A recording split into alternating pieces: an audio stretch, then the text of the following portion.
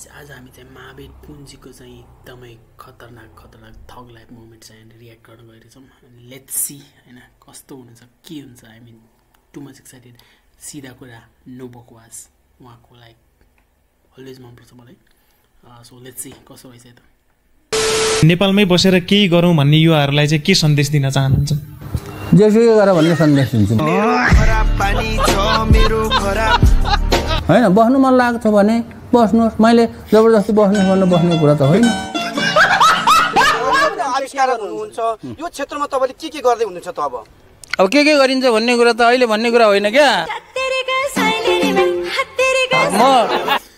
पुरै sure short एकदम सिधा कुरा छ कि उहाँको लाइक नो बकवास होइन।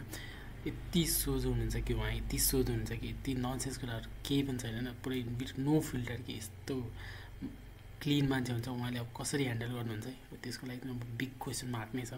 तर यति बिना फिल्टरको बोल्नुहुन्छ कि लाइक टु मच राम्रो मान्छे हुनुहुन्छ कि उहाँ चाहिँ। म जस्तो हो, म शिवजी अथवा म भगवान भइदिएको भएदेखि मैले चाहिँ होइन त्रिनेत्र लगाएर म यसो गर्छु भन्ने थिएँ। अब अपरधर यहाँ आएर मन्त्री भइएको छ। अब यो त अपरधर किताब बेच्दै गरेको मान्छेलाई यहाँ ल्याएर मन्त्री बनाइदिएपछि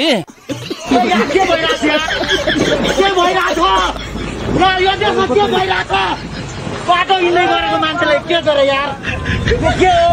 अब सम्मानीय ज्यूहरूसँग फोटो सेसनमा सहभागी हुनको लागि नवनियुक्त माननीय मन्त्रीज्यूहरूलाई हार्दिक अनुरोध गर्दछु। अपरधर अब अहिले नै यो गर्छु भन्ने कुरा चाहिँ नसोध्नुहोस् तपाईँहरूले। पहिलो काम चाहिँ मन्त्रालयमा गएर अब के छ त्यो कुरा बुझ्ने हो। त्यो कुरा मलाई कसैले पनि गिफ्ट नदेऊ भन्छु, गिफ्ट दिन्छ, दियो भने मैले बेचिदिन्छु। त्यही हो।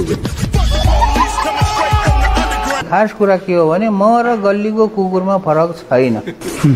किन? सिरको 4 खुट्टे भयो, म चाहिँ 2 खुट्टे भयो। आजको कार्यक्रम के छ?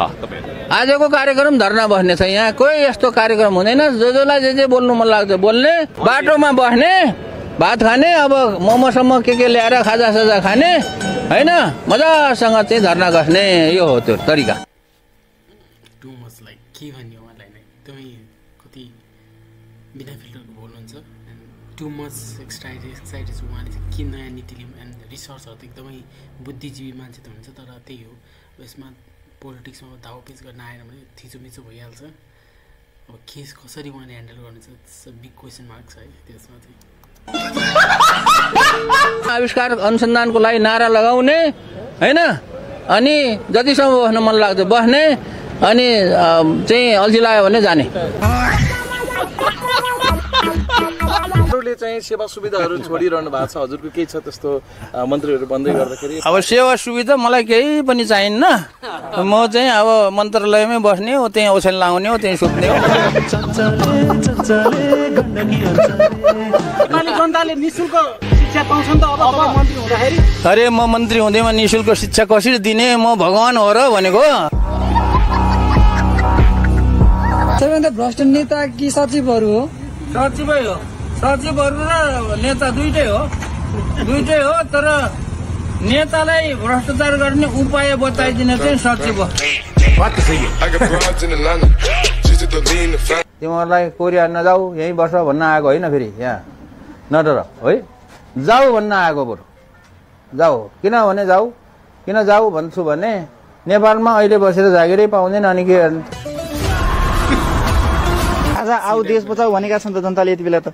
जनताले भन्यो होला, जनताको बोल्ने अधिकारको कुरा हो। जनताले हामीले बोल्यो भनेर जनतालाई गाली गर्ने कुरा होइन। अब राजा नआएको पनि त होइन। राजा त थियो त, 240 वर्ष 50 वर्ष थियो र नेपालमा राजा। अनि त्यति बेला के गरे त? म वैज्ञानिक होइन, म विद्वान पनि होइन। यदि म मूर्ख नभएको भए म अहिलेसम्म केही पनि गर्न सक्ने थिएन। म त 2-3 वर्षसम्म गएर हेरौँ के हुन्छ भनेर आएको मान्छे त 28 वर्षसम्म यहीँ भयो, बिजी भयो क्या। अमेरिका किन फर्केन भन्दाखेरि यहीँ बिजी भइयो। महानगरले त गर्छ होला नि त, अहिले त गर्दैन, यो महानगरले पनि गर्दैन। गर्छु भनेर नयाँ पुस्ता आउनु भएको छ। नयाँ युवा पुस्ता आएको मैले साउन महिनामा भेटेको हो, हामी गर्छौँ भनेको हो र केही खाकाहरू तयार गरेको हो। उहाँले त केही गर्नुहुन्छ होला नि त, अहिले त जनताले पनि हुन्छ होला भनेर भएन के, गर्नु पर्यो। उहाँले आज जित्नु भएको छ, उहाँलाई जितेर गर्दैन नि, जित्नु त धेरैले जित्यो अहिलेसम्म चुनावमा, गर्छु भनेर जिते। बात त सही है।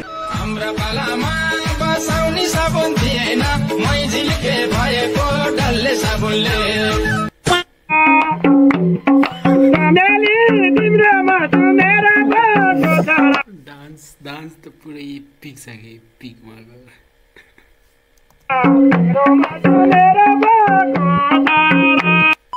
अहिले राष्ट्रिय आविष्कार केन्द्रको अवस्था कस्तो छ?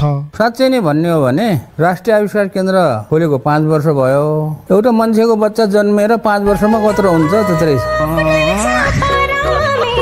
5 वर्षसम्म मैले भनिरहेको छु यो मेरो आविष्कार केन्द्र होइन। यदि मेरो आविष्कार केन्द्र हो भने मैले महावीर आविष्कार केन्द्र भनेर नाम राख्थेँ नि।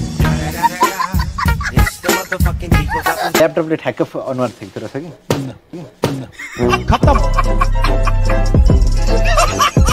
By by. अहिले चाहिँ अनि परिवारमा को हुनुहुन्छ तपाईँहरू? परिवार त मेरो नेपालीहरू सबै परिवार हो कि, यो साधारण यो सानो कुरामा त्यो उ गर्ने होइन। सबै मैले त नेपालीलाई मात्र होइन, यो विश्वलाई मेरो आफ्नो परिवार मान्छु। एउटा काम गरिरहनु भएको थियो, इनोभेसनतिर लागिरहनु भएको थियो होइन, बुक लेख्नुपर्छ अब चाहिँ भन्ने चाहिँ के कारणले ड्राइभ गर्यो?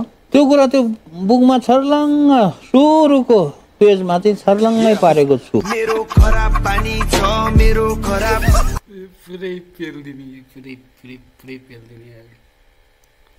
कसैले महावीर पुनलाई गौतम बुद्ध हो भनेर नठान्नु।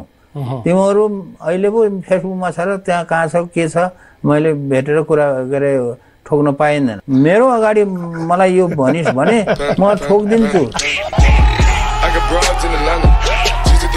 किनभने त्यत्तिकै मान्छेलाई सर अहिले जमाना नि मलाई चाहिँ आलोचना गरेर कुट्छु भन्न पाइन्छ त भने? होइन पाइन्छ, कुट्ने हो। अब कुटेपछि अब के पर्छ त्यो परेको बेहोराउँला। महावीर पुन वैज्ञानिक हो भन्ने कुरामा भ्रम भयो। मैले कहिले भनेको छु म वैज्ञानिक हुँ भनेर? अनुसन्धान यो गर्नुपर्छ भन्ने कसैको दिमागमा छैन। 1% नेपालीको दिमागमा होला, बाँकी 99% नेपालीले दुःख नमाने हुन्छ, रिस उठ्छ भनेदेखि टाउको ठोके हुन्छ। दाजु केही शब्द बोल्न चाहनुहुन्छ? बोल्न के चाहन्छु भने किताब किनिदिनुहोस् भन्न चाहन्छु। खत्तम। तँलाई पट्याउन दिएको उसले चाहिँ परबिनलाई दिएछ। सुन यहाँ थाहा भइहाल्यो नि, यसलाई मैले ल त पठाइदिएँ भन्ने दिएको, यसले परबिनलाई दिएछ। होइन नसकेर न ठगेर। अनि परबिनले फेरि कालीलाई दिएछ।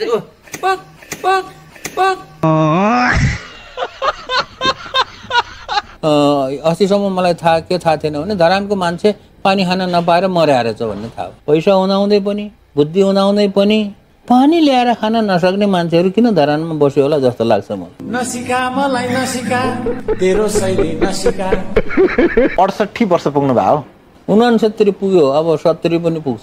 वृद्ध भन्दा आउने बेला भएछ त ल क्या पक्रे हो मादरचोद। अब त्यो थाहा छैन। इन्जिनियरहरू कस्तो लाग्छ नेपालको इन्जिनियरहरू? तपाईँ त इन्जिनियरहरूसँग काम गरिरहनु भएको छ। यस्तो हो क्या, इन्जिनियर नेपालको मात्र होइन जहाँको पनि इन्जिनियर उस्तै हो। नभएको कुरालाई पनि भए जस्तो गर्नलाई चाहिँ नेपाली मान्छेहरूको कम्पिटिसन राख्ने भने ओलम्पिकमा जित्छ। भनेपछि 4 वर्षमा तपाईँले मास्टर सक्नुभयो कि अन्डर ग्रेजुएसन? होइन, अन्डर ग्रेजुएट र प्लस केही ग्रेजुएट कोर्सहरू पनि क्लासहरू पनि लिएर म फर्केको हो र नेपाल चाहिँ फर्केर म चाहिँ घुम्न फर्केको हो। नेपालमा आएर केही अब 4 वर्षसम्म त पढियो, नेपालमा गएर केही गर्ने भन्न आएको चाहिँ होइन, घुम्न भनेर आएको हो। तर त्यसपछि घुमेको भयो, अहिलेसम्म घुमिरहेको। खत्तम। लुगाफाटा बेला बेला यसो किन्न जानुहुन्छ? लुगा नकिनेको त अहिले 32 वर्ष भयो। म मूर्ख हो, मैले यो काम चाहिँ मूर्खका साथ गरिरहेको छु भन्ने कुरा उदाहरण जस्तो आविष्कार जस्तो मैले भने यो इन्टरनेट लैजाने काम त्यो मूर्ख नगरेको भए त्यो हुनै थिएन। आविष्कार केन्द्र खोल्ने काम मूर्ख नगरेको भए यो हुनै थिएन। अहिले वीरगञ्जको चिनी कारखाना कृषि औजार कारखाना जसलाई 1 रुपियाँ सरकारले दिएको छैन त्यसलाई मूर्खै नगरेको भए त्यो चल्ने पनि थिएन। मैले मेरो मेडल बोल्न त एकदम कडा हुने के कडा अनलाइन होइन एकदम एपिक बोल्ने। आई होप उहाँले चाहिँ अब धेरै राम्रो कामहरू गर्नुहुन्छ होला। बेच्छु।